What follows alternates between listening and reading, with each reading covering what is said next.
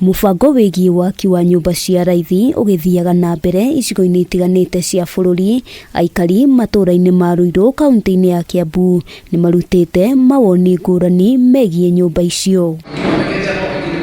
Thiini wa mucemanio uria uratabanirio tauni-ini ya Ruiru gatagati-ini ka aikari na amwe a memba kamiti-ini ya bunge iria ihokeirwo mubango ucio mwena uyu, aikari matariirie uria mari na nganja cia kana ni makagia na mweke wa kugunika na nyumba icio riria waki wacio uririkirira. Nyumba msianze kutuwekea kizungu nyingi, wacha ikue rahisi, tuambiwe unastahili ulipe kiasi fulani na uchukue nyumba. Kati approval za nyumba zinaletwa, anapitisha within 2 days.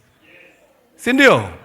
Anapitisha tu haraka ndio kujengwe manyumba watu wafanye kazi na sio tu za serikali. Aikari aya maugite ona thengia wa gukorwo ni makuruhanirio mihango-ini ya ungania wa mawoni marekuwa nyumba ici ciaya kwigwatirwo ni andu anini aria mari na uhoti makiria. How secure is this platform? Kwa sababu it's an online platform.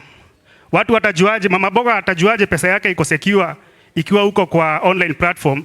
Yet we know these are technological platforms that are prone to hackers. Tafadhali kujeni na system mzuri ili hawa mama boga na hawa hasras at least wa occupy hizo nyumba. Ona gukiri uguo, aikari hamwe na atongoria ya maiguithanirie gukorwo na mibango mikinyaniru egie wendia wa nyumba icio na oho kugie na wuiganania, kuona namba nene ya Akenya aria marabatara nyumba icio ni ya gikiro gia thi. Kwa hivyo wakati mwingine unaweza fikiria mtu ni mgeni. Hata mimi niwahi kwenda hapo nikasimamisha watu kuangalia ni wa mwehoko.